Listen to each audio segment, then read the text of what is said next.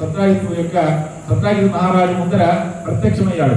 సత్రాజితో విదృష్టావా దృష్ట్వా దేవం దివాకరం తేజో రాశే నమస్తేస్తు నమస్తే సర్వతో ముఖ. సత్రాజితోపి దృష్టావా దృష్ట్వా దేవం దివాకరం. అసురుని చూడగానే సత్రాజిత్తుకి చాలా ఆనందం వేసింది. ఎవరికి ఆనందం? తాము అనుకున్నటువంటి ఎగ్జామ్లో పాస్ అయ్యారనుకోండి, ఎగ్జామ్లో మొదటి ర్యాంకు తీసుకోవాలని మొదటి ర్యాంక్ వచ్చింది అనుకోండి, చాలా సంతోషం అవుతుంది. ఉద్యోగం కావాలి, ఉద్యోగం పొందారనుకోండి, ఆటోమేటిక్గా ఆనందం అవుతుంది. అంటే మనం దేన్ని ఉద్దేశించి తపస్సు చేసాము అంటే, దేన్ని ఉద్దేశించి మనం తపస్సు చేయడం అంటే పరిశ్రమ చేయడం. పరిశ్రమ చేసాము, దాన్ని ఫలితం ఇచ్చినప్పుడు మనకి ఆనందం రెట్టింపు అవుతుంది. ఆయన కూడా సూర్యుడి గురించి తపస్సు చేశాడు. సూర్యుడు ప్రత్యక్షం అవ్వగానే ఆయనకి చాలా ఆనందం వేసిందంట. అలా ఆనందం వేయగానే తేజో రాశే నమస్తేస్తు నమస్తే సర్వతోముఖ. ఏ తేజో రాశే? తేజస్సు యొక్క రాశి పోగు చేసి పెడితే అదే సూర్యుడు. చూడండి, ఈ లైట్లు ఉన్నాయనుకోండి, ఇలాంటివి కొన్ని లక్షల కోట్ల లైట్లు కలిపితే ఒక సూర్యుడు అనుకోండి. ఒక 15-20 లైట్లు అనుకోండి, ఈ లైట్లకి ఇంత ప్రకాశం ఉంది. ఇలాంటివి కొన్ని లక్షల కోట్ల ప్రకాశం కలిపితే సూర్యుడు ఉన్నప్పుడు తేజో రాశి అది ఎలా ఉంటుంది? అలాంటి సాక్షాత్ సూర్య ప్రత్యక్షం అవ్వగానే చెప్పాడు, తేజో రాశే నమస్తేస్తు నమస్తే సర్వతోముఖ. చూడండి, సర్వతోముఖ సంబోధించాడు. సర్వతోముఖ అంటే ఆయన అన్ని దిక్కులు ఆయన ముఖం ఉంటుంది. చూడండి, సూర్యుడు లేనటువంటి రవి కాంచినటువంటి ప్రదేశం ఉండదు. తెల్లారిదనుకోండి, ఎంత చీకటి గదులైనా కూడా ఎంతో కొంత వెలుగు ఉంటుంది. సూర్యుడు వెళ్ళే వచ్చేటువంటి వెలుగు కాబట్టి సూర్యుడు వెలిగాలి. సూర్యుడు తేజస్సు నుంచి వచ్చింది కాబట్టి సర్వతోముఖం అనేటువంటి ప్రేమ కూడా ఆయనకుంది.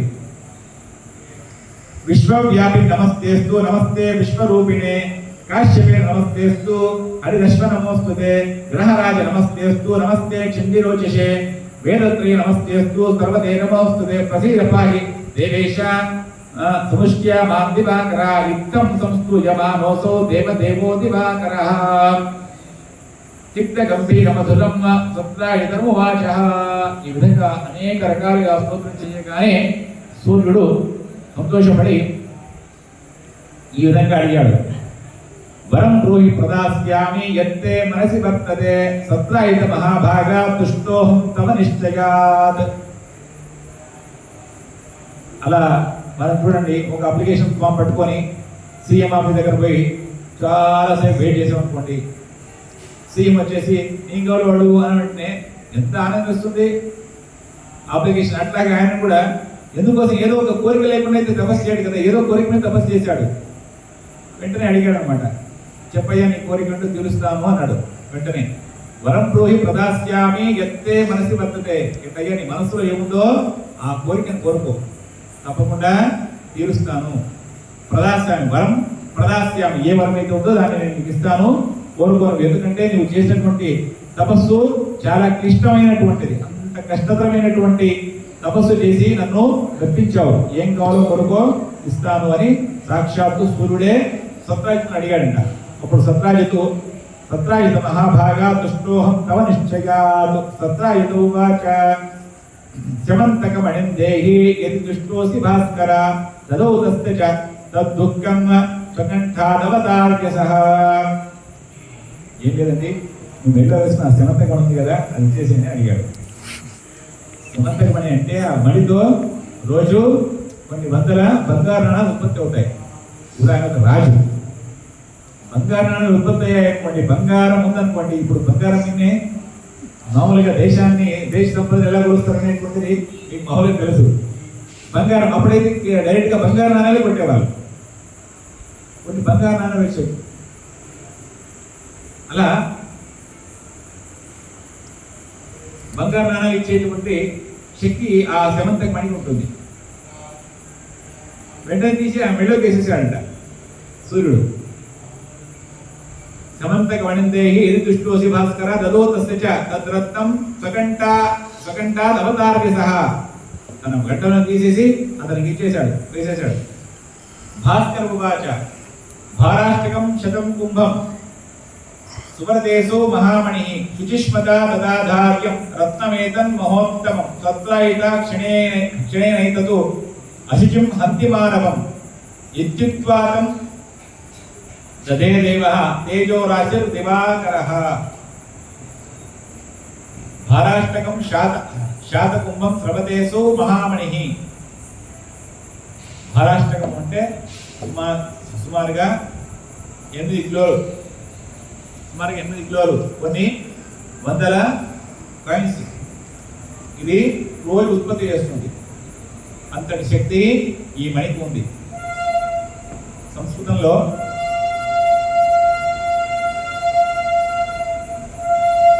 గంధవత్వం పృథివ్యా లక్షణం అంటారు. గంధవత్వం పృథివ్యా లక్షణం అంటే మనిషి అంటే పృథివీ యొక్క భూమి యొక్క లక్షణం ఏంటి అంటే వాసన కలిగి ఉండడం భూమి యొక్క లక్షణం. ఇప్పుడు చూడండి, భూమికి సంబంధించింది ఏదైనా సరే ఒక పదార్థము వాసన కలిగి ఉంటుంది. ఇనుము ఉందనుకోండి, ఇనుము ఒక రకమైన వాసన వస్తుంది, ఇనుముకు వాసన ఉంటుంది. పసుపు ఉందనుకోండి, పసుపుకు వాసన ఉంటుంది. బంగారం ఉందనుకోండి, బంగారంకి ఏ వాసన ఉంటుందండి? ఇనుముకు వాసన ఉంటుంది, బంగారానికి వాసన ఉండదు. భూమికి సంబంధించింది ఏదైతే ఉంటుందో అదంతా కూడా వాసన కలిగి ఉంటుంది. మన దేహం తీసుకోండి, ఒక 4 రోజులు స్నానం చేయకపోతే వాసన కనబడుతుంది. అంటే దేహం అనేటువంటిది భూమికి సంబంధించింది. చూడండి, మామూలుగా భూమిలో తీసుకెళ్ళి మనం ఖననం చేసామనుకోండి, ఒక 3-4 ఏళ్ల తర్వాత చర్మం కనబడదు. 3-4 ఏళ్ళు చర్మం 3-4 నెలకపోతుంది అనుకోండి. దాంట్లో ఉండేటువంటి అస్థి భాగాలు అవన్నీ ఉన్నాయనుకోండి, ఒక 4-5 సంవత్సరాల తర్వాత చాలా వరకు భూమిలో కలిసిపోతాయి. ఎందుకు అంటే భూమికి సంబంధించిన తిరిగి మళ్ళీ భూమిలోనే కలిసిపోతాయి. బంగారం అనేటువంటిది దేనికి సంబంధించింది అంటే తేజస్సుకు సంబంధించింది. మీరు చూడండి, మనం బాగా కాగబడితే ఏమైపోతాయి? ఆవిరైపోతాయి. మీరు బంగారం బాగా కరిగిబడితే ఏమవుతుంది? దాంట్లో మెరుగు వస్తుంది, కానీ కరిగి పోదు, ఆవిరవ్వదు. ఎందుకు? బంగారానికి ఆ గుణం ఉంటుంది, అది తేజస్సు. అది తేజస్సు అనేటువంటిది భూమిలో కానీ గాలిలో కానీ ఎక్కడ కలవదు. తిరిగి తాను తేజస్సు మాత్రమే కలుస్తుంది. అందుకే బంగారానికి ఎక్కడ నష్టం అనేటువంటిది ఉండదు. అది సూర్యుడికి సంబంధించినటువంటిది బంగారం అనేటువంటిది. అదే నేను గంధవత్వం పృథివ్యా లక్షణం చెప్పినట్టుగానే బంగారం అనేటువంటిది తేజకు సంబంధించింది. భూమి ఎలా మనుషులం ఎలాగైతే భూమికి సంబంధించిన వాళ్ళమో బంగారం అనేటువంటిది సూర్యుడికి సంబంధించినటువంటిది. కాబట్టి ఆయన వేసుకున్నటువంటి మణి ఆయనకి ఇచ్చాడు. సాక్షాత్తు సూర్యుడే సత్రాజిత్తుకు ఆ మణి ఇచ్చాడు. తత్కంఠరత్న జ్వాలమా తత్కంఠరత్న జ్వాలమానరూపి పురీశ కృష్ణస్య వివేశ సత్వరం దృష్ట్వా తులోకా మనసా దివాకరం సంచింతయంతో హి విముష్టరుష్ణయః సమాగతోయం హరిదశ్వదీధిః జనార్దన్ దృష్టమసంశయేన నాయం సహాంసురులోకాః సత్రాజితోయం మణికంఠభాస్మాన్. భాస్కర ఉవాచ అంటే ఈ విధంగా ఈ మణి ఏదైతే ఉందో ఈ మణిహారము, ఈ మణిహారాన్ని శుచిగా వేసుకోవాలి. అశుచిగా ఉన్నప్పుడు వేసుకున్నట్లయితే, శుచిగా ఉన్నప్పుడు వేసుకుంటే ఇలాంటి ఫలితాలు ఉంటాయి. ఇవన్నీ సత్ఫలితాలు. అశుచిగా ఒకవేళ దీన్ని ధరించినట్లయితే ఎవరైతే వేసుకుని ఉంటారో వారిని ఇది చంపేస్తుంది. ఇది అశుచిగా ఉండేటువంటి వారు వేసుకుని ధరిస్తే వచ్చేటువంటి దుష్ఫలితము. సత్ఫలితాలు ఉన్నాయో దుష్ఫలితాలు కూడా ఉన్నాయి. దీంతో పాటు దీన్ని నువ్వు బాగా గమనించుకో సత్రాజితు అని చెప్పి సూర్యుడు సత్రాజిత్ మహారాజుకు చెప్పాడు.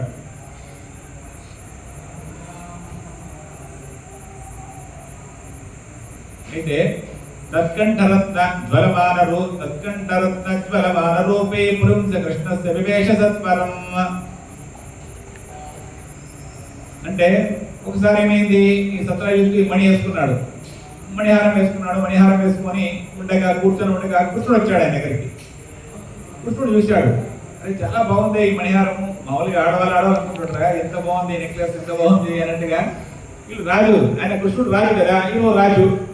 మామూలుగా వాళ్ళకి ఆభరణాలు వేసుకునేటువంటి ముత్యాల హారాలు, ఆభరణాలు వేసుకునేటువంటి వాళ్ళు చాలా బాగుంది, ఇది ఏంటిది అని అడిగాడు. కృష్ణుడు తెలియకుండా ఉండింటుంది, దాన్ని తెలిసే ఉండింటుంది ఏదో రకంగా. దాన్ని తీసేసుకుందామని అనుకున్నాడు కృష్ణుడు. అనుకొని శమంతికం మహారత్నం దృష్ట్వా తత్కంఠ మండలే బృహచక్రే జగన్నాథో నచహారమణింతు సహా సత్రాయితో జాతమయో యాతయిష్యతి మాం హరిః ప్రసేనాయ తదో భ్రాత్రే ధార్యేయం శుచినాత్వయా. చూసి చాలా బాగుందయ్యా అలా ఇలా అని చెప్పేసి ఇతను అడుగుతుండేసరికి సత్రజిత్తుకు భయం వేసిందంట. ఏమని? శమంతకం మహారత్నం దృష్ట్వా కంఠమండలే స్పృహాంచ చక్రే జగన్నాథో నిజహారం అడుగుతుంది. సత్రాజితో జాతమయ. సత్రాజిత్తుకు భయం వేసింది. అయిపోయింది, కృష్ణుడు నా గంట మీద కన్నుబడింది అంటే బహుశా ఇది తీసేసుకుంటాడులే, ఏదో రకంగా తీసుకుంటాడు, మాయ మాట చెప్పి మళ్ళీ నన్ను తీసుకుంటాడు అని ఏం చేశాడు ఆయన? ప్రసేనాయ, సత్రాజితముడు ప్రసేనజిత్తు, ఆ ప్రసేనుడికి ఇచ్చేశాడు. ఈ కంఠహారం తీసేసి కంఠ మీద ఉన్నటువంటి సమంతకమణి తీసేసి తమ్ముడి మెళ్ళ వేసేసాడు. ధార్యేయం శుచినాత్మయ చెప్పాడు తమ్ముడికి కూడా, అయ్యా శుచిగా ఉండి ధరించరా, ఇది అలాగే అలా ధరించవద్దు అని చెప్పి వాడి మెళ్ళ వేశాడు. వాడి మెళ్ళ ఉందనుకోండి, కృష్ణుడు ఇతను అడగలేడు. ఎక్కడుంది అంటే నా తమ్ముడికి ఇచ్చేసాను అన్నాడు అనుకో, ఇంకా తమ్ముడికి ఇచ్చిన దాన్ని కావాలని కోరుకోవడానికి రాదు. ఇతను మెళ్ళ ఉందనుకోండి, అడిగితే ఇవ్వాల్సిందే, కానీ తమ్ముడికి వేసేసిన దాన్ని తిరిగి అడగలేడు కదా కృష్ణుడు. కాబట్టి తమ్ముడికి వేసేసాడు. ఏకదా కంఠదేశేషు క్షిప్వాతం మణిముత్తమం హృదయా క్రీడనార్థాయ యయో కృష్ణేన సంయుతః అశ్వారూఢో అశిశ్వాసో హతసింహేన తత్క్షణాత్ రత్నమాలాయ సింహోపే గచ్చన్ జాంబవతాహతః. పాపం ఒకసారి ఏమైంది, కృష్ణుడు పోయాడు. కృష్ణుడు అంతా ఈ ప్రసన్నిస్తూ పోయాడంట. ఎక్కడికి? అడవుల్లోకి వెళ్ళిపోయాడు. మృగయ క్రీడార్థం. అప్పుడు రాజుల పని ఏంటి అంటే, క్రూర మృగాలు పెరిగింది అనుకోండి, క్రూర మృగాలు పెరిగితే రాజు వెళ్ళి వాటిని సంహారం చేసి అడవిని ఈక్వల్ చేయాలి. ఇప్పుడు 10 జింకలు ఉన్నాయి, ఒక సింహం ఉంది అనుకోండి, ఒక నెలకు సరిపోతుంది దానికి. 10 సింహాలు ఉన్నాయి, 5 జింకలు ఉన్నాయి అనుకోండి, తర్వాత ఏమైపోతాయి? అక్కడంతా జింకలు కాలైతే ఆటోమేటిక్గా సింహాలు ఊర్లోకి వచ్చేస్తాయి. కంట్రోల్ చేయాలి వాటిని. అప్పుడుగా వాటిని కంట్రోల్ చేసేటువంటి బాధ్యత ఎవరిది అంటే రాజు తండ్రిది. అప్పుడు ఏం చేశాడు ఆయన? వీళ్ళిద్దరూ కూడా మృగ సంహారం కోసం, ఆ క్రూర మృగాన్ని సంహారం చేయడం కోసం అని చెప్పేసి వీళ్ళు అట్లాగా వెళ్ళిపోయారు అడవిలోకి. అలా వెళ్ళిపోగానే అశ్వారూఢో అశుచిశ్వాసు అత సింహేన తత్క్షణాత్, అతనో పక్క ఇతనో పక్క వెళ్ళిపోయారు. పాపం వాళ్ళిద్దరిని పక్క పక్కనే లేదు. ఇతను ఆ హారం వేసుకొని గుర్రం మీద చాలా దూరం ప్రయాణం చేశాడు కదా. ఆ ప్రయాణం చేసి అశుచిగా కొన్ని బలమూత్రాలను ఎక్కడో విసర్జన చేసేసాడు ఆయన. ఎవరు? ప్రసేనుడు. అశ్వారుడు అశుచిశ్వాసు హతసింహేన దక్షిణాత్, అశుచి అవ్వగానే అలా పోతూ ఎక్కడో ఆగాడు ఇతను విశ్రాంతి చెందడం కోసం. వెంటనే పులి వచ్చేసి, సింహం వచ్చేసింది, వీడిని చంపేసి ఆ హారం లాక్కొని పోయింది. ఆ లాక్కొని పోగానే అశ్వారూఢో అశుశ్వాసో సింహేన దక్షిణాత్ రత్నమాదాయ సింహోపి గచ్చన్ జాంబవతాహతః. అది తీసుకొని కదా కొంత దూరం పోయిన తర్వాత జాంబవంతుడు వచ్చేసి ఆ సింహాన్ని చంపేసి ఆ హారాన్ని అతను పట్టుకొని పోయాడు. జాంబవంతుడు అంటే ఎలుగుబంటి రూపంలో ఉండేటువంటి వాడు. ఆ జాంబవంతుడు చాలా బాగుంది చూడడానికి అని చెప్పేసి, లక్షణంగా ఉందని చెప్పేసి అతను పట్టుకొని పోయాడు. ప్రసేనోద్యాపి నాయాది హత కృష్ణేన నిశ్చితం నీత్వా సవివరే రత్నం దదౌ పుత్రాయ జాంబవాన్ పురి వివేశ కృష్ణోపి స్వకై సర్వై సమావృతః. నీత్వా సవివరే రత్నం, అది తీసుకొని వివరం అంటే గోలోనికి వెళ్ళిపోయాడు. ఆ జాంబవంతుడైనా సరే ఆ హారాన్ని తీసుకొని, ఆ సమంతకమణిని తీసుకొని గోలోనికి బయలుదేరిపోయి దదౌ పుత్రాయ జాంబవాన్, తొట్టిలో పడుతున్నటువంటి తన కొడుకు ఇచ్చాడు. కొడుకు ఆడుకోవడానికి దాన్ని ఇట్లా ఏలాడేశాడు. మనం చిన్నపిల్లలకి మామూలుగా గీలుగా వేస్తాం కదా, అట్లా ఏలాడేశాడు. ఇంకా అది ఎంత విలువ తెలియదు అతనికి, జాంబవంతుడికి. సమంతకమణి విలువ అతనికి ఏం తెలియదు కాబట్టి దాన్ని అలాగా వేసేశాడు.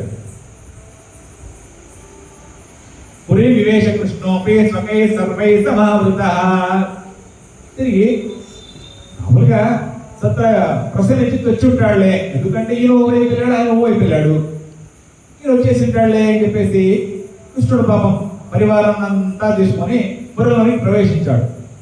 అలా ప్రవేశించేసరికి ద్వారికా వాసన సర్వే ప్రసేనాద్యాకినాయాది హత కృష్ణేన నిశ్చితం మణిలోపేన కృష్ణం బాంధవప్పాపినాహతః. బంధువులు కృష్ణుడు కానీ ప్రసేనజిత్తు కానీ వీళ్ళంతా బంధువులు. ప్రసేనాద్యాకినాయాతి, ఇప్పటికీ కూడా ప్రసేనుడు రాలేదు. కృష్ణుడేమో వచ్చేశాడు, ప్రసేనజిత్తు ఏమో ఇంకా రాలేదు. బహుశా కృష్ణేన హతః, కృష్ణుడిచే చంపబడి ఉండొచ్చు. కృష్ణుడు హారం మీద కళ్ళు పడ్డాయి అంటే హారం కావాలి అని కోరుకున్నాడు కదా, బహుశా కంఠహారం కావాలని కోరుకున్నాడు, సమంతకమణి కావాలని కోరుకున్నాడు. ఆ సమంతకమణి మీద ఆ లోభంతో బహుశా ఇతను చంపేశాడేమో, ప్రసన్నజిత్తుని చంపేసి హారాన్ని లాక్కున్నాడేమో, అతను ఇవ్వరనేసరికి ఎంత పని చేసేసాడు కృష్ణుడు అని చెప్పేసి మాట్లాడుతూ మొదలెట్టారు. బంధువులు కూడా చూడలేదు, చంపేశాడు, ఎంత పాపం చేశాడు కృష్ణుడు అని చెప్పేసి. దీని మీద ఒక కథ వస్తుంది, నీలాపనిందలు అంటారు కదా, ఈ నీలాపనిందలు మాట్లాడుకుంటారు కదా, మనమంతా మాట్లాడుకుంటాం. చిన్న కథ, పూర్వం ఇట్లాగే యమున దగ్గరికి ఇలాంటి ఒక కేసు పోయిందంట, యమధర్మరాజు దగ్గరికి. అవును, ఒక బ్రాహ్మణుడు ఇంటికి నలుగురు భోజనానికి రమ్మన్నాడు, నలుగురు చనిపోయాడు. నలుగురు చనిపోయినటువంటి పాపము ఈ బ్రాహ్మణుడికి అంటగట్టాలా వద్దా? చంపేస్తే నలుగురు పాపం అంటగట్టాల్సిందే కదా. ఎలా చనిపోయారు వాళ్ళు అంటే, పాలు అమ్ముతారు కదా, పాలం ఆవిడ పాలం తీసుకొని వస్తుంది కుండల మీద. ఇంకా ఒక జద్ద పామును పట్టుకొని అలా పోతూ ఉంది. పోయే సందర్భంలో పాము ఏం చేసింది, ఆ విషాన్ని చిమ్మేసింది. ఆ విషం వచ్చి పాలకుండలో పడింది. ఆ పాలకుండలో పడేసరికి ఆ పాలకుండ ఏమైంది, పాలకుండలో విషం పడింది. విషం పడితే స్ప్రెడ్ అయిపోయింది. పాపం పాలకుండలో విషం పడే విషయం వీళ్ళకి తెలియక ఏం చేశారు, పాలు కాబెట్టారు, తోడేశారు, మొత్తానికి పాలు పెరిగైంది. ఆ పాలు పెరిగిన వీళ్ళకి బ్రాహ్మణం కొట్టించారు. పాపం తిన్నటువంటి బ్రాహ్మణులు చనిపోయారు. ఈ చనిపోయారు కదా, ఈ చనిపోయినటువంటి పాపం ఎవరికి ఇది ఎవరి అకౌంట్ అయ్యాలి పాపం? నలుగురు బ్రాహ్మణులు చంపేశారు ఆయన, నలుగురిని చంపేశారు. ఊళ్ళో అందరూ తిట్టుకుంటున్నారు ఆయన. ఎవరి అకౌంట్ వేయాలి అంటే ఏమన్నానంట, ఇవాళ మాట్లాడుతున్నారు వాళ్ళ అకౌంట్ ఎక్కేసి, వాళ్ళు ఉట్టుగా మాట్లాడుతున్నారు కదా, వాళ్ళందరూ అకౌంట్లో వేసేయండి పాపాన్ని. ఎందుకంటే ఇది ఏం తెలియదు. పామును పట్టుకోకపోయా, పాము గద్దను పట్టుకోపోయింది కదా, గద్ద అకౌంట్లోకి వేద్దామంటే గద్ద దాని వృత్తి అది పాములు తినే బతుకుతుంది. పాము వృత్తి ఏంటి, విషయం చెప్పడం పాము వృత్తి, అది విషయం చెబుతుంది. ఇవి రెండు గమనించినటువంటి వ్యక్తి పాలు వచ్చినాయి, ఉన్నటువంటి పాలని నలుగురికి దానం చేయాలనుకున్నాడు, బ్రాహ్మణుడు నలుగురికి భోజనం పెట్టాలనుకున్నాడు, భోజనం పెట్టిండు. ఆయన పెట్టడంలో తప్పలేదు, కానీ ఇవన్నీ తెలియకుండా అతని మీద అమానం వేశారు కదా, వీళ్ళ అకౌంట్లోకి వేసేసేయండి ఆ పాలని చెప్పేశారు. అంటే అపరంతలు విడిగా వేయకూడదు మనం ఎవరి మీద కూడా, అలా వేస్తే మన అకౌంట్లోకి వచ్చేస్తుంది. ఇట్లా వీళ్ళందరూ కూడా శ్రీకృష్ణుడి గురించి తిట్టుకుంటారు. కృష్ణుడు చూడు ఎంత ఎంత తప్పు చేశాడు, బంధువులు అనేటువంటి వాడిని లెక్క చేయకుండా చంపేశాడు కదా, ఎంత తప్పు, ప్రసన్నజిత్తుని చంపేశాడు అని చెప్పేసి అందరూ మాట్లాడుకుంటున్నారు. కృష్ణేన నిహతం దృష్ట్వా కృష్ణాశ్చర్య విలంగతః వివేశ యోజన శతం అంధకారం సతేజస సహైవ ద్వారకా వాదన సర్వే జనా ఊచు పరస్పరం వృతాభవాలు సంతప్తః కృష్ణోపి జరగచ్చనైః. కానీ కొంతమంది దాంట్లో కృష్ణుడు ఇలాంటి పని ఎప్పుడు చేయడే, ఇప్పుడు అవసరమైతే అడిగి తీసుకుంటాడు, కానీ ఒకరిని చంపే వ్యక్తిత్వం కృష్ణుడికి లేదే అని చెప్పి కొంతమంది మాట్లాడుకుంటూ ఉన్నారంట. ఇలా మాట్లాడుకుంటూ ఉండగా సహైవ నిర్గతో అరణ్యం దృష్ట్వా సింహేన పాతితం, ఇలా మాట్లాడుకుంటున్నారు. కృష్ణుడికి తెలిసిపోయింది, ఓహో నా మీద ఇలాంటి నింద వచ్చేసిందా, అపవాదం వచ్చిందా అని చెప్పేసి వెంటనే ఏం చేశాడు, కృష్ణుడు తిరిగి అరణ్యంలో ప్రవేశించాడు. ఎలాగైతే వచ్చాడో తిరిగి మళ్ళీ అట్లాగే తిరిగి వెళ్ళిపోయాడు. వెళ్ళిపోయి సహైవ అదే నిర్గతోరణ్యం దృష్ట్వా సింహేన పాతితం ప్రసేన వాహనయుతం తత్పదాన చరిష్యనైః వృక్షేణ నిహతం దృష్ట్వా కృష్ణాశ్చర్య విలంకతః వివేశ యోజనశతం అంధకారం సతేజస నివారయం ప్రదర్శాగ్రే ప్రసారం బుద్ధిభూమికం కంకుమారం జాంబవతో దోలయాం దోలాయాం అమితద్యుతిం సహైవ నిర్గతః అయం కృష్ణ. ఆ విషయం తెలియగానే ముందు నేను అతన్ని చంపానా చంపలేదు తర్వాత విషయం, దాని మీద పట్ట అపవాదం పోగొట్టుకోవాలి అంటే ముందు నేను తిరిగి వెళ్ళాలి, వెళ్ళి అతన్ని తీసుకొని రావాలి, తీసుకొని వస్తే కానీ నా అపవాద పోదు అనుకొని తిరిగి వెనక్కి వెళ్ళిపోయాడు. వెనక్కి వెళ్ళిపోయి బహుశా ఆ గుహ చాలా లోపలికి ఉందంట, జాంబవంతుడు ఉన్నటువంటి గుహ చాలా లోపలికి ఉంది. ఆ గుహలోనికి ప్రవేశించాడు. ఆ గుహలోనికి ప్రవేశించగానే సహీమనిత్యతోరణ్యం దృష్ట్వా సింహేన పాలితం ప్రసేనం వాహనయుతం తత్పదాన్ని జరైశ్వరై. ప్రసేనుడు ఎక్కడెక్కడే అయితే పోయాడో ఆ ప్రసేనుడి యొక్క పాదాల గుర్తులు ఉంటాయి కదా, ఆ గుర్తుల ప్రకారం అలా వెళ్ళాడు. వెళ్ళగానే ఇక్కడ సింహం చంపేసినట్టుగా గుర్తు కనబడుతోంది. సింహం చంపేసి ఎంతో కొంత భాగం అక్కడ వదిలేసింది. ఆ సింహం ఎట పోయింది అని చెప్పి సింహాన్ని పాదాలను అనుసరించుకుంటూ అలా ముందుకు వెళ్ళిపోయాడు. అలా ఆ సింహం కూడా చనిపోయింది. అక్కడ నుంచి ఎలుగుబంటి అడుగులు కనిపిస్తున్నాయి. దాన్ని అనుసరించుకుంటూ అలా పోయాడు. అలా పోతూ పోతూ అలా లోపలికి వెళ్ళిపోతూనే ఉన్నాడంట గుహలోనికి. సో తన యొక్క తేజస్సు చీకటి ఉన్నప్పటికీ కూడా తన యొక్క తేజస్సుతోనే అలా లోపలికి వెళ్ళిపోయాడు కృష్ణుడు. అలా లోపలికి వెళ్ళగానే నివారయం ప్రదర్శాగ్రే ప్రసాదం బుద్ధ భూమిక, ఎవరో ఒకరు అడ్డుగా ఆపారు. ఆగవయ్యా ఎందుకోసం లోపలికి అని చెప్పేసి. కంకుమారం జాంబవతో దోరాయ అమితద్యుతిం, ఇట్లా మెరుస్తోంది ఆ మణి. అలా మెరుస్తూ ఆ ప్రాంతం మొత్తం కూడా వెలుగులు చిప్పుతూ ఉన్నటువంటి ఆ కాంతి మణి అక్కడ, చమంతక మణి అక్కడ ఉయ్యాలకు వేలాడేసి కనబడుతూ ఉంది. యువతల లోపలికి పోకుండా ఒకరు ఆపేశారు. ఎవరిని? శ్రీకృష్ణుని. మాణిక్యం లంబమానంచ దదర్శ భగవాన్ హరి రూపయౌవన సంపన్నాం కన్యాం జాంబవతి. ఎవరో రాస్తుంది ఆవిడ జాంబవతి దేవి ఆపేసింది. జాంబవంతుడి యొక్క కుమార్తె భార్య జాంబవతి, ఆవిడ ఆపేసింది. ఆగవయ్యా ఇక్కడికి లోపలికి వెళ్తున్నావు అని చెప్పేసి. దోలాయమానంచ దదర్శ కమలేక్షణ. అంతేకాదు ఆ పక్కనే అత్యంత సుందరి అయినటువంటి సత్యభామ, జాంబవతి కుమార్తె సత్యభామ కూడా అక్కడే పక్కనే ఉందంట. దోలాయమానంచ దదర్శ కమలేక్షణ మహాంతం విస్మయం చక్రే దృష్ట్వాతాం చారుహాసిని దోలాయమానాస జగో గీతమిదం ముహు. దోలాయమానం తొట్టలో ఊగుతూ ఉంటే దాంతో పాటు ఆ మణి ఊగుతుంది. దాని పక్కనే సత్యభామ, అత్యంత సుందరి అయినటువంటి సత్యభామాదేవి కనబడుతోంది. వాళ్ళ తల్లి గారు ఇక్కడ అడ్డు చెప్తున్నారు. ఇవన్నీ ఆయనకు అట్లాగా కనబడుతూ ఉన్నాయి కృష్ణుడికి. అది చూడగానే ఆవిడ సత్యభామ ఏం పాడుతుంది? ఒక పాట పాడుతూ పిల్లాన్ని ఊపుతుందంట. ఏం పాట పాడుతుంది అంటే, సింహం ప్రసేనమవధేత్ సింహో జాంబవతాహతః సుకుమారకమారోదే తవ కేశస్య మంతకః. సింహ ప్రసేనం అవధేత్. సింహమేమో ప్రసేనుని చంపేసింది. ప్రసేనజిత్ అనేటువంటి మహారాజుని సింహము చంపేసింది. సింహం జాంబవతాహతః, సింహమేమో జాంబవతుడి చేత చంపబడింది. సుకుమారక మారోదీహి, సుకుమారక హే కుమార, ఏ బాలక, పిల్లవాణ్ణి, బాలక ఏడవద్దు, ఈ సమంతకమణి నీదే అని చెప్పేసి ఊపుతోందంట ఆవిడ.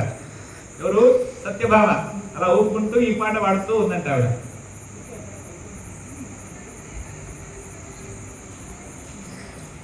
మదనజ్వరదాహార్తా దృష్ట్వా సంకమలేక్షణం ఉవాచరితాం బాలా గమ్యతామితే. సత్యభామ, చాలా మీరు వెళ్ళిపోండి ఇక్కడ నుంచి, మా నాన్న వస్తే కోపడతాడు, మిమ్మల్ని చంపేస్తాడు, వెళ్ళిపోండి అని చెప్పేసి ఆవిడ పంపిస్తోంది సత్యభామ. రత్నం గృహీత్వా వేగేన యావచ్ఛేదేతు జాంబవాన్ నిత్యాకర్ణ్య వదశౌరి శంకం దద్మో ప్రతాపవాన్. నీకు ఇదే కావాలి కదా, ఈ రత్నమే కావాలి కదా, తీసుకొని వెళ్ళిపో అని చెప్పి ఆవిడ అన్నది ఆ మాట.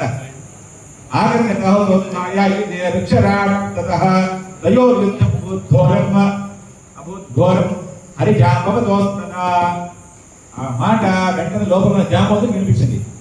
ఎవరు మణి పట్టుకుపోయాడు ఎవరు అని చెప్పేసి పరిగెత్తుకుంటూ వచ్చాడు. రాగానే ఇద్దరి మధ్యలో యుద్ధం మొదలైంది.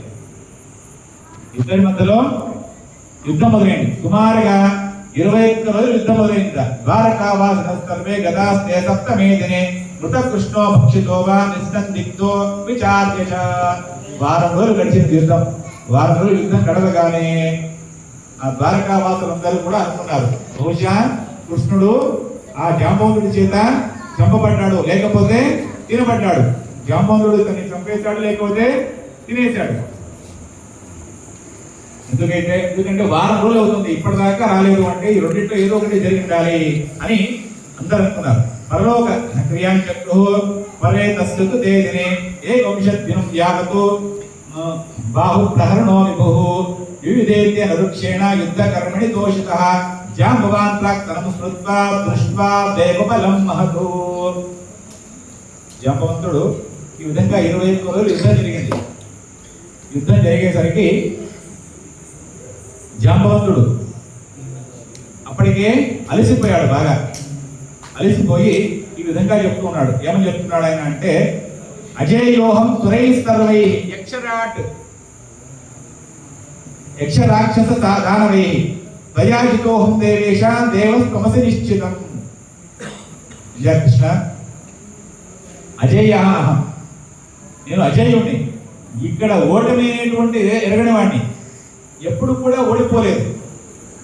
సర్వై యక్ష రాక్షస దానవై, యక్షులు నాతో యుద్ధానికి వచ్చారు, వాళ్ళని ఓడగొట్టాను. రాక్షసులు బలవంతులైనటువంటి రాక్షసులందరూ కూడా నాతో యుద్ధం చేశారు, వాళ్ళందరినీ కూడా ఓడించాను. దానవుల్ని ఓడించాను, అందరినీ ఓడించాను. కానీ త్వయాజితోహం, నీ చేత ఓడిపోయాను, నువ్వు నన్ను ఓడగొట్టావు. దేవేశ దేవస్త్వమసి నిశ్చితం, సాక్షాత్తు భగవంతుడే నువ్వు, దాంట్లో సందేహమే లేదు. ఎందుకంటే నన్ను సాక్షాత్తు విష్ణుమూర్తి తప్ప ఎవరు కూడా ఓడించలేరు, నాకు ఆ వరం ఉంది అని వెంటనే నమస్కారం చేశాడు. జానేత్వం వైష్ణవం తేజో నాణ్యత బలమీదృశం ఇది ప్రాసాద్య దేవేశ తదో మాణిక్యముత్తమం.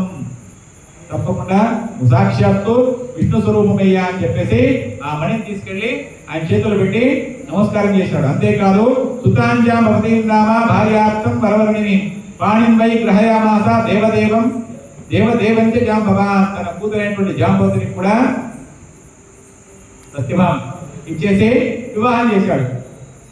మణిమాలాయ దేవోపి జాంబవత్యపి సంయుతః తద్వృత్తాం సమాదిష్టే ద్వారకా వాసినం స్వయం. రెండు వారికి దౌర్ధవాక చమత్కమణితో పాటు ఒక భార్య కూడా లభించింది. ఆ రెండింటిని తీసుకొని ఆ సమాచారాన్ని శ్రీకృష్ణుడు ద్వారకా వాసులకందరికీ కూడా, ద్వారకలో ఉండేటువంటి తమ ప్రజలకందరికీ కూడా పంపించాడు, సందేశం పంపించాడు. నేను ఇంకా ఉన్నాను, ప్రాణాలతోనే ఉన్నాను. అంతేకాదు శమంతకమణి దొరికింది, శమంతకమణితో పాటు జాంబవతిని కూడా నాకు ఇచ్చి జాంబవంతుడు వివాహం చేశాడు అని చెప్పాడు. సత్రాయుతోపి పత్రస్థః సంతస్థః కృష్ణాయ ప్రదదౌ సుతాం సత్యభామం మహాబుద్ధి కదా సర్వగుణాన్వితాం. అంతేకాదు సత్రాజితు కూడా చాలా, సత్రాజితస్య మాణిక్యం దత్తవాన్ సంసది స్థితః నిత్యాపవాద సంశుద్ధిం ప్రాప్తవాన్ మధుసూదన. అంతేకాదు సత్రాజిత్తుకు తిరిగి వెళ్ళి ఆ సత్రాజిత్తుకు తన యొక్క అంటే తీసుకొచ్చినటువంటి, నీ తమ్ముడిని నేను చంపలేదయ్యా, నీ తమ్ముడిని చంపింది ఒక సింహాన్ని మళ్ళీ జాంబవంతుడు చంపాడు, జాంబవంతుడి దగ్గర నేను తీసుకొని వచ్చాను అని చెప్పేసి మణిని తీసుకెళ్లి సత్రాజిత్తుకు ఇచ్చేశాడంట. సత్రాజిత్తు కూడా చాలా సంతోషపడి తన కూతురు ఇచ్చి తిరిగి వివాహం చేశాడు. శతధన్వా కూరమక యాదవా దృష్టమానసా సత్రాజితేన తే వైరం చక్రోరత్నాభిలాషిణః దూరాత్మా శతధన్వాపి గతే కృష్ణే చ కుత్రచిత్ సత్రాజితం నిహత్యాశు మణిత్యగ్రహ పాపధి కృష్ణస్య ప్రదస్తత్యా సమాదిష్టే విదేష్టితం అంతరిష్టో బహిర్గోపే కృష్ణ కపటనాయకః బలదేవ పురోభాగ్యం ఉవాచ ధరణీధరః అత్వా సత్రాజితం దృష్టో మణిమాదాయ గచ్చతి నిహత్యశత ధన్వానం గృహ్ణీమో రత్నమావయోః మమ భోగ్యం చ తద్రత్నం భవిష్యతి సునిశ్చితం ఏతత్ శ్రుత్వా భయగ్రస్తః శతధన్వాపి యాదవః आहूय पुरा नामानं माणिक्यं प्रददौचितः आरुह्य बडवां वेगान् निर्गतो दक्षिणां दिशं. ఈ విధంగా శ్రీకృష్ణుడు ఆ మాణిక్యాన్ని శమంతకమణిని వారికి ఇచ్చి సత్రాజిత్తుకి ఇచ్చి తన యొక్క అపవాద వార్తని పోగొట్టుకోవాల్సి వచ్చింది. అంటే ఈ విధంగా అపవాదం పొందాడు. ఈ విధంగా అపవాదం పొందడం వల్ల ఈ అపవాదం పోగొట్టుకునేందుకు ఎలా పోగొట్టుకోవాల్సి వచ్చింది? ఇంతేకాదు ఇక్కడతో ఆగిపోలేదు కథ. మళ్ళీ ఏం చేశారు, ఈ సత్రాజిత్ సంబంధించిన కొంతమంది ఉంటారు కదా, వీళ్ళందరూ కూడా కలిసి ఏం చేశారు, ఇదంతా నువ్వు నమ్మేస్తున్న అలా తీసుకుని తెచ్చి నీకు ఇవ్వగానే బహుశా అనేది అపవాదం వచ్చిందని చెప్పేసి అలా ఇచ్చేశాడు. ఇక్కడతో ఇది నిజం కాదు, వాస్తవానికి అతనే చంపేశాడు. చంపేసి కపటనాటక సూత్రధారి మన ముందర కపట ప్రేమలో చేస్తున్నాడు, నువ్వేమో ఉప్పగిపోయి నీ బిడ్డను ఇచ్చేసావు అని చెప్పేసి పక్క వాళ్ళంతా తినడం మొదలెట్టారు. వాళ్ళ బంధువులంతా, ఆ సత్రాజిత్ బంధువులంతా తినడం మొదలెట్టారు.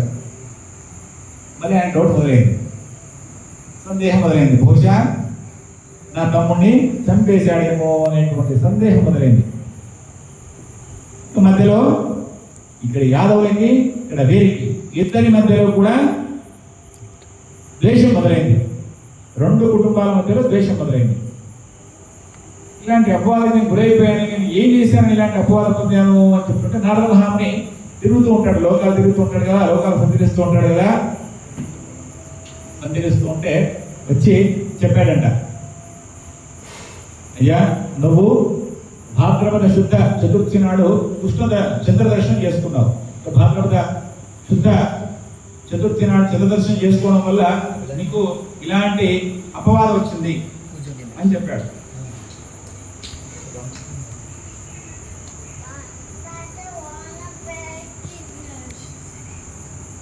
ఈ అపవాదం వచ్చింది, ఈ అపవాద పోవాలి అంటే నువ్వు భాద్రపద శుద్ధ చంద్ర దర్శనం చేసుకున్నావు కాబట్టి నీకు ఇలాంటి అపవాదం వచ్చింది. కాబట్టి భాద్రపద శుద్ధ చవితి నాడు నీవు వరసిద్ధి వినాయక వ్రతాన్ని చేస్తే తప్పకుండా నీ యొక్క అపవాద నీలావంతులన్నీ కూడా తొలగిపోతాయి అని చెప్పారు. ఎవరు? నారదుడు చెప్పాడు. చెప్పగానే కృష్ణుడు అడిగాడు, కిమర్థం గణనాథేన శబ్దశ్చంద్ర సుధామయ ఇదమాఖ్యానకం శ్రేష్టం యథావతు వక్తుమర్హసి.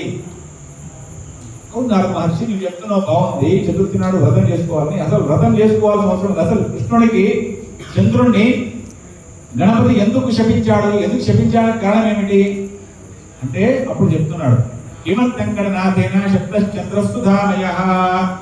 నారదోవాచ గణానాం ఆధిపత్యే చ రుద్రేణ విహితః పురా అనిమా మహిమా చైవ లఘిమా గిరిమా తథా ప్రాదిప్రాకామనీషత్వం వశిత్వం చాష్టసిద్ధయః భార్యార్థం తతో దేవో గణేశస్య ప్రజాపతిః పూజయిత్వా గణాధ్యక్షం స్తుతిం కర్తుం ప్రజక్రమే.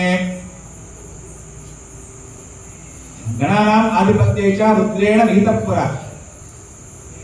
మనం మొదటి పూజ ఎవరికి ఇస్తాము అంటే గణపతికి ఇస్తాం. ఏం చేసినా సరే మొట్టమొదట గణపతిని పూజ చేసిన తర్వాత దేన్నైనా సరే మొదలెడతాం. అంటే గణాధిపత్యం అనేటువంటిది, గణపతికి ఆధిపత్యాన్ని సాక్షాత్ శివుడే మొదలుగా ఇచ్చేశాడు. అణిమా మహిమా చైవ గరిమా లఘిమా తథా. అష్టసిద్ధులు ఏవైతే ఉన్నాయో అష్టసిద్ధుల్ని ప్రజాపతి అంటే బ్రహ్మదేవుడు తన భార్యకి ఇచ్చి గణపతిని స్తోత్రం చేశాడు. గణపతిని స్తోత్రం ఏ విధంగా చేశాడు? గజభద్ర గణాధ్యక్షం లంబోదర వరప్రద విఘ్నాధీశ్వర దేవేశ సృష్టి సంహారకారక యప్పూజయేత్ గణాధ్యక్షం మోదకాద్యై ప్రయత్నతః తస్య ప్రజాయతే సిద్ధిర్ నిర్విఘ్నే నవిఘ్నేన సంశయః సిద్ధిర్ నిర్విఘ్నేన అసంశయః అసంపూజ్య గణాధ్యక్షం ఏవాంచతి సురాసురాః తతేషాం జాయతే సిద్ధిః కల్పకోటిశతైరపి తద్భక్త్యాదు గణాధ్యక్షం విష్ణు పాలయతే సదా. నిత్యం సంస్తూయమానోసో దేవదేవో గజాననః ఉవాచ పరమ ప్రీతో బ్రహ్మాణం జగదాధిపతిం. ఈ విధంగా అనేక స్తోత్రాలు చేశాడు. ఎవరు? బ్రహ్మదేవుడు. ఎవరి గురించి స్తోత్రం చేశాడు? గణపతి గురించి స్తోత్రం చేశాడు. దేనికోసం స్తోత్రం చేశాడు అంటే సృష్టిని ప్రారంభం చేయాలనుకుంటున్నాను అయ్యా, దానికోసము సృష్టి కార్యం అంతా కూడా నిర్విఘ్నంగా కొనసాగేందుకు నీ యొక్క అనుగ్రహం కావాలి అని చెప్పేసి స్తోత్రం చేశాడంట. వరం బ్రూహిత్ ప్రదాస్యామి యత్తే మనసి వర్తతే. అట్లా స్తోత్రం చేయగానే గణపతి బ్రహ్మదేవుడితో ఈ విధంగా చెప్పాడు, చెప్పయ్యా నీకేం కావాలో వరం కోరుకో నేను ఇస్తాను అని చెప్పి ఆ గణపతి బ్రహ్మస్తోత్రం వినగానే ఈ విధంగా చెప్పగానే అప్పుడు బ్రహ్మ చెప్తున్నాడు, ప్రియమానస్తమే సృష్టి నిర్విఘ్నం జాయతాం ప్రభో ఏషమస్తి దేవోసో గృహీత్వా మోదకాన్ కరే సత్యలోకాన్ సమాగచ్చన్ స్వేచ్ఛయా గగనేశనైః. ఏం లేదయ్యా, నేను సృష్టి చేయాలనుకుంటున్నాను. సృష్టి కార్యం అంతా చాలా పెద్దది. సృష్టి కార్యం అంటే ఎంత పెద్దది? మనం ఒకటి యంత్రం తయారు చేయాలనుకున్నా, ఇంకోటి ఒకటి ఇల్లు కట్టాలనుకున్నా కూడా గణపతి పూజ చేసుకుంటాం, దానికి 2-3 ఏళ్ళు పడుతుంది. అలాంటి సృష్టి కార్యం చేయాలంటే చాలా పెద్దది. ఇదంతా కూడా ఏ ఆటంకం రాకుండా జరగాలంటే నీ అనుగ్రహం నాకు సంపూర్ణంగా ఉండాలయ్యా, అలా చేయమని అడిగాడంట. ప్రియమానస సృష్టి నిర్విఘ్నం జాయతాం ప్రభో అని చెప్పి ఆయనకి మోదకాల నైవేద్యం పెట్టాడు. మనం ముండ్రాలు పెడతాం కదా, గోధుమ పిష్టంతో చేసేటువంటి, గోధుమ పిండితో చేసేటువంటి పదార్థాలన్నింటినీ కూడా ఆయనకు నైవేద్యంగా ఇచ్చాడు. అది ఇవ్వగానే సత్యలోక సమావేశం స్వేచ్ఛయా గగనేశనై అవన్నీ కూడా బాగా తిని ఇచ్చిన తర్వాత బాగా స్వీకరించాడు. స్వీకరించిన తర్వాత శనై సత్యలోకం నుంచి నిదానంగా వస్తూ వస్తూ స్వేచ్ఛగా వస్తూ గగనే ఆకాశంలో విహరిస్తూ చంద్రలోకం సమాసాధ్య చలితో గణనాయక ఉపహాసం తదా చక్రే సోమో రూప మదాన్విత. అట్లా చంద్రలోకానికి రాగానే కొంచెం గణపతి ఆకారం పెద్దగా ఉంటుంది. సహజంగా కొంచెం మనకంటే లావుగా ఉన్న వాళ్ళు అనుకోండి, చూడగానే కొంత నవ్వు రావడం, లేకపోతే మనకంటే ఆకారంలో మన మనుషుల్లోని కొంత ఆకారం కొంత భిన్నంగా ఉండేసరికి సహజంగా నవ్వుతుంటాం. ఇట్లా అంటే నవ్వడంలో ఇబ్బంది లేదు. ఒక రకమైనటువంటి వికారంగా నవ్వాడంట ఎవరు? చంద్రుడు. మదాన్విత, అహంకారంతో కూడినటువంటి నవ్వు. ఇంతలా ఉన్నావు, ఏదో వెళ్ళాలనుకుంటున్నావు కదా అని చెప్పేసి ఒక రకంగా నవ్వు నవ్వేశాడు చంద్రుడు. తత్దృష్ట్వా కోప కామరాక్ష గణనాథ శశాప. చూడిన వెంటనే కళ్ళు ఎర్రబడ్డాయి, గణపతి యొక్క కళ్ళు ఎర్రబడ్డాయంట. దర్శనీయ స్వరూపోహం సుందరశ్వాహమిత్యథ గర్వితోసి శశాంకత్వం ఫలం ప్రాప్స్యతి తత్పరం అద్య ప్రవృత్తి లోకస్త్వాం నహి పశ్యంతి పాపినం ఏ పశ్యంతి ప్రసాదేన ప్రమాదేన త్వాం నరా మృగలాంఛనం మిథ్యాభి శాప సంయుక్తాః భవిష్యంతి హే ధ్రువం. నీకు నన్ను చూడగానే నువ్వు నవ్వే కదా, నిన్ను ఎవరైతే చూస్తారో వాళ్ళందరూ కూడా నవ్వుల పాలవుతారు, అపవాదానికి లోనవుతారు. ఇదే నా శాపం పో అన్నాడు. చంద్రుడిని చూడకుండా ఎట్లా ఉంటారు జనాలు? లోకలందరూ కూడా చంద్రుడిని చూస్తూనే ఉంటారు. చంద్రుడిని దర్శనం చేసుకోకుండా ఉంటారా? నువ్వు పావు ఇవ్వు అని చెప్పేసి గణపతి శాపం ఇచ్చాడంట. శాపం ఇవ్వగానే కుముదం కౌముదీనాథః స్థితస్తత్కృతాలయః తతో దేవర్షి గంధర్వా నిరాశ దీనమానసాః దురసాహం పురోధాయ జగ్ముస్తే తం పితామహం దేవం శంషత్ సుచంద్రస్య గణేశస్య చ జ్యేష్ఠితం దత్తశాపో గణేశేన కథయా మాసదుస్తరాత్ విచార్య భగవాన్ బ్రహ్మాన్ తాన్సురాన్ ఇదమబ్రవీత్ గణేశాపో దేవేంద్ర శక్యతే కేనవాన్ యథా కర్తుం పుత్రేణ మయా విష్ణునా చాపి నిశ్చితం తమేవ